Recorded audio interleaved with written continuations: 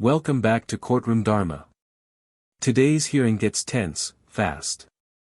What starts as a simple scheduling dispute turns into a full-on challenge against the judge's authority. We've got defendants questioning fairness, tempers flaring, and a powerful lesson in courtroom decorum.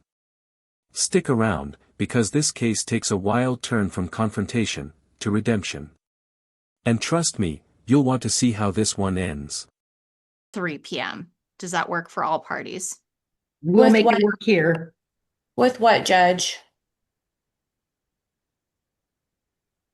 What do you mean with what? With what judge would be there? Is it you? I am the judge, yes. Okay, well, I'm going to put in a request for a different judge because I would like a fair trial and I don't think you're being very fair with me. That's wonderful. Please file the paperwork. That I would be definitely great. will. Sounds great. All right. So the hearing, 3 p.m., courtroom 6. Does that work for all parties? Yes. Yes. Okay.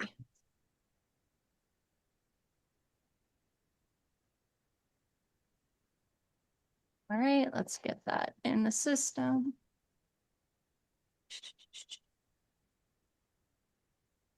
Okay, so now that it has moved to November 19th, 3 p.m., courtroom 6, you have the opportunity to appear in person or virtually, okay?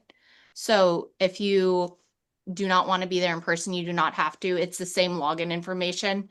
It would just be in courtroom 6 and not 8, okay? So Okay. that would be at 3 p.m.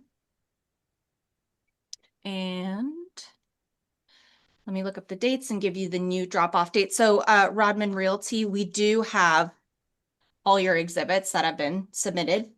So you do not need to resubmit your exhibits. If you want to additionally add anything in, you may, but these will be reserved for the trial on the 19th, November 19th, okay? Okay. If any party wants to additionally submit any exhibits, you will have until the 7th, November 7th, which is a Friday. There needs to be 2 copies of every exhibit submitted, so that way the court can retain a copy, and that way the other party can have another copy of the exhibit as well, and just know what is being presented against them. So let me go ahead and open this. All right. So I believe you already, Rodman Realty, you guys already presented 2 copies of everything, right? So you don't need to double up. Okay. Nothing was received from the plaintiff at this time. Rodman so you has have received. until, you Rodman have until has- November 7th to submit any evidence that you would like to submit. It needs to be 2 copies of everything. So that way Rodman Realty can come and pick up anything they may need. Rodman has received exhibits online. I'm not going to argue with you. You're being extremely disrespectful yourself. And I have rights as a citizen and in a courtroom. I'm really sorry. I removed her into the waiting room for her to cool down for a second. Okay. I'll bring her back in a few minutes. Okay. But you see what we've been dealing with. I'm not going to make a comment on that, but you don't get to talk to people like that, especially to a judicial officer. So, And there it is, the moment every courtroom watcher dreads, direct confrontation with a judge. This is a textbook example of what not to do. When emotions take over, respect can slip, but judges are trained to maintain control. Notice how calmly the judge resets the tone, by sending her to the waiting room instead of escalating things. That's not punishment, that's procedure. Judges have to balance authority with patience, even under pressure. Would you have handled it the same way, or lost your cool right there? I'm going to give her a second to calm down. Okay. So, yes. I am witnessing a lot. So, but I'm not going to make a comment on it, but yes. Of course. Right. It is disrespectful. So I apologize. We're just going to wait a few minutes and then I'll bring her back in. And if it keeps happening, she'll just receive notice in the mail with the new court dates, and I'm not going to tolerate this. So, Madam Clerk, we're just going to stay on the record. We're just going to. It's November 7th. Yes, November 7th was the additional evidence day, and then November 19th at 3 p.m. courtroom 6. Yes. Okay, so. Okay, so let me look up Let me look up this court rule for affidavitting a judge, because she may be very happy with what she's about to find out. All right, Madam Clerk. So Madam Clerk, we are going to bring her back in. If at any point she starts being rude, can you just mute her and she can just listen? Yes. Okay.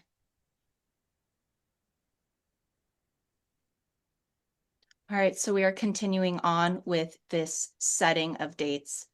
So November 7th will be the date that all parties can turn in 2 copies of every exhibit. And then November 10th is when all parties can come and pick up any exhibits that may have been dropped off for them. As I said, Rodman Realty, we already have your exhibits. So if there's anything in addition that you want to drop off, it would be the 7th. You do not need to provide copies of the previous exhibits again. That is already for pickup for Miss Sanchez if she does want it. So just clarifying that. Okay. All right. So November 7th.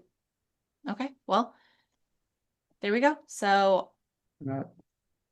I mean, I guess she could have signed off. There was nothing additional that needed to be said. So 7th, 10th is pickup, 19th is trial. I think she's going to be very unhappy when she finds out that I will be the judge there, but there is a chance that she can try to affidavit me. I think she has passed the deadline. So I'll probably see you on the 19th. Okay. Okay. We look forward to it. Yes. Very, very excited for it. See you on the Yeah. 19th. Okay, have All a great All right, day. thank you. Bye Thank to all you. parties. We can leave now. How do we do that? How do we leave? I think you can just exit out right there, right? No? Just a second. Absolutely. Miss Morgan and Miss Thomas, and while I'm getting that ready, I'm also going to bring in Miss Riley. Where's Riley? Hi, I'm here. Miss Thomas, did you hear my announcement this morning when I opened up court and I said, don't do that, what you just did? You didn't hear me say that this morning? I was signed in early, waiting in your waiting room. I didn't hear you say anything. What did I do? I was drinking coffee? Well, if you are drinking coffee, I can't see you drinking coffee because your screen is frozen. What you have done is come on my courtroom saying, hi, I'm here. And that is inappropriate, ma'am. I'm in the middle of doing court. Oh, I'm sorry. I didn't know. I'm sorry too. Please stop having a conversation with the judge. You are sitting on the benches waiting for your case to be called. That's what's going on right now. You're sitting on the benches at 36th District Court waiting for your case to be called. Miss Riley, can you adjust your camera up some so that we're not kind of looking at your legs? Okay. Today is the date set for a review. Yes. Ms. Thomas, you need a different day? No, why would I need a different day? Because you seem like you have an attitude this day, and that might not work out good for you. So No, I was going to give you an opportunity to come back on a day when you're feeling better. what I say wrong? I didn't get an attitude. You asked my name.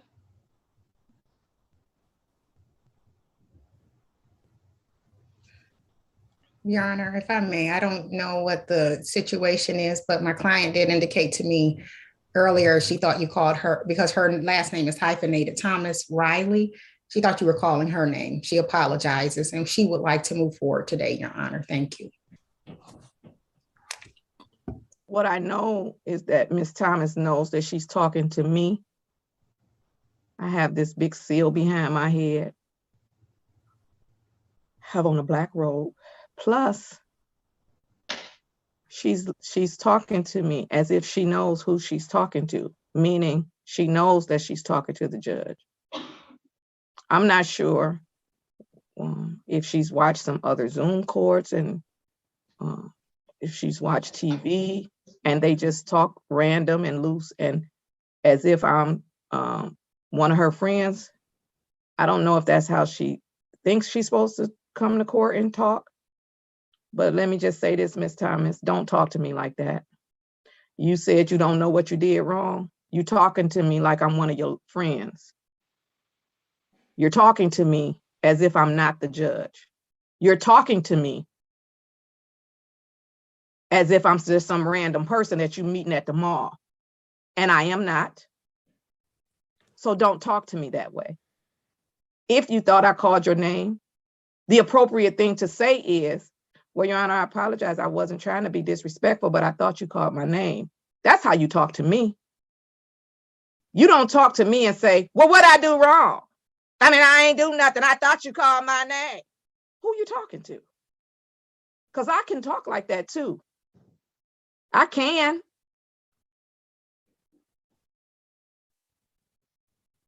But you don't want me to talk like that. Because when I start talking like that, that means you're probably in trouble. When I come down to the level that I think you're on, then that means it's probably not going to work out good for you.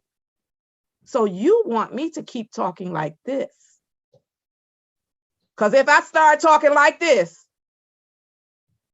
and I start saying who you talking to, you don't want that. You don't. So don't talk to me that way. So Miss McCall, it sounds like she has completed everything. Yes, that's correct, Your Honor. Whoa, pause here. This is where professionalism meets personal boundaries. The judge's tone shifts dramatically, but look closer, this isn't just anger. It's instructional control. Courtrooms demand structure, and judges often respond firmly when that's broken. The key legal principle here: contempt and courtroom respect. Judges aren't reacting emotionally, they're reinforcing the decorum that keeps justice functioning. What's fascinating here is that both sides are right in some way. Ms. Thomas didn't mean harm, but the judge's authority must remain absolute. How would you handle this tension if you were on the bench? Oh, so Ms. Morgan, you're probably going to be asking me for an early discharge? Actually, Your Honor, that was what we discussed last time. You indicated that if my client paid that $905, that you will dismiss the case today. That's why Did I say that? You certainly did, Your Honor, and I wrote it in my calendar as well. And so that's did I say if she paid the money but don't get smart with the judge, or did I just say if she paid the money? Your Honor, it was if she paid all her money, you would dismiss the case today. I will say, Your Honor, that Ms. Thomas is a really lovely young lady. I apologize for any behavior. I apologize for any behavior that may have been displayed today that was not in her character. And that's just me speaking on her behalf, because that's what I'm here to do. But I will seem like it's a lot of stuff that happens that's not in her character, because she's on the docket for aggravated assault. Understood. And then she getting smart with the judge. Look like she need to go back to anger management. That's what I'm thinking as I'm sitting here, that the 12 weeks wasn't enough. That's what I'm thinking. If I may, Your Honor. You may. Thank you, Your Honor. Well. I will say, Your Honor, again, my client has complied with the delayed sentence. I do believe it was just today. I don't know if it was just a fluke, but I will say that's not her heart. I mean, this is just an opportunity for her to understand and build her character on today on how to respond to a judge inappropriately. However, I believe she's done a great job, did comply, and we are asking for a motion to dismiss this case at this time, Your Honor. She was so nice to you and so nice to Miss Morgan. Everybody say she just has such a great character, and then she came on here and got smart with the judge. Okay, well, there are two people on this screen that I respect and trust their opinion. So the two people that I respect that are on this participating in this hearing had said that the attitude, because it wasn't really behavior per se, but the attitude is out of character for Ms. Thomas. And I'm going to accept that. And because I try my level best, sometimes I go low. I'm not going to tell you, no, I'm not going to. Sometimes when disrespect is more than I can handle, I just automatically, react in a disrespectful way back probably. And then I have to regroup and remember who I am and what my obligations and responsibilities are. I am going to discharge Ms. Thomas from this probation with improvement. And I am going to honor the delayed sentence, and I am going to dismiss this matter pursuant to MCLA 771.1. Anything further with respect to this matter? I'm sorry, what did you say, Ms. Thomas? I said, is it okay if I say something? Oh, sure, Ms. Thomas, go ahead. I honestly, from the bottom of my heart, want to apologize. I felt like I didn't have an attitude, but since everybody on the screen said I did display an attitude, I do want to apologize. I have absolutely no reason to have an attitude. I'm in a happy point in my life. I graduated from college with my master's and my bachelor's. I done moved to a better environment. I'm not in the city of Detroit no more. I have a new career. I'm in a much positive place. So if I disrespected you or anyone else, I apologize. I did not mean for it to come out that way. I haven't had my coffee this morning, so I don't know what it is. I'm not trying to make an excuse, but that's a good excuse, because that's how Miss Stevenson do sometimes when she don't. I know how to handle my business. I know how to conduct myself as an adult, and I really wanted to apologize because I really didn't mean to come off that way. It just confused me because when you said Riley, I'm still used to people calling me Riley. So when you said that, and I assumed that you was talking to me. That's the only reason why I said hi, good morning. So I didn't mean any disrespect. I was not in the courtroom when you made your announcement. So I just want to apologize. I did not mean no harm whatsoever. I appreciate your apology this morning. I appreciate the fact that you recognize, because I have to do it sometimes myself. When everybody else has an opinion of what your behavior was, you held a different opinion. You didn't mean it to come across that way. You didn't, and so then you have to sort of, even though I didn't mean it that way, I apologize that it came across that way, and that it came, the impact that it had is sort of like discrimination work. If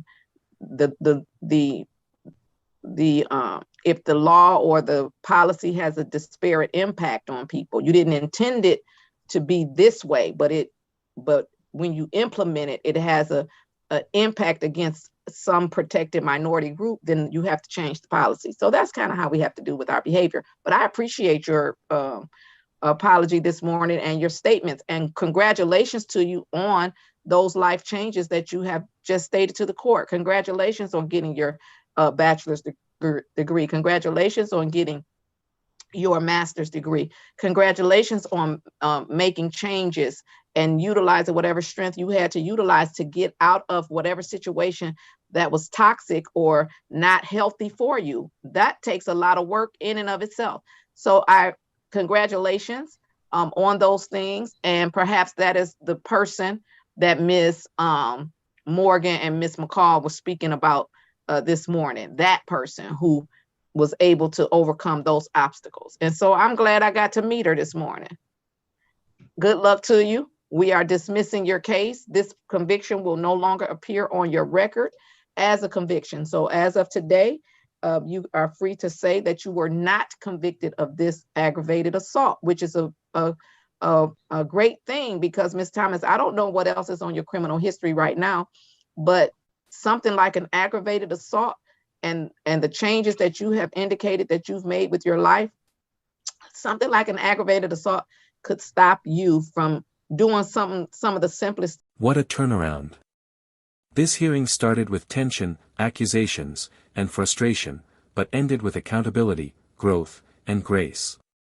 Ms. Thomas's apology shows the power of reflection, while the judge's forgiveness demonstrates true judicial balance, firm, yet fair. In the end, the dismissal clears her record, a second chance earned through honesty and change. It's a rare courtroom moment where justice feels human. If you found this case as inspiring as we did, make sure to like this video, share your thoughts below, and subscribe for more jaw-dropping courtroom breakdowns.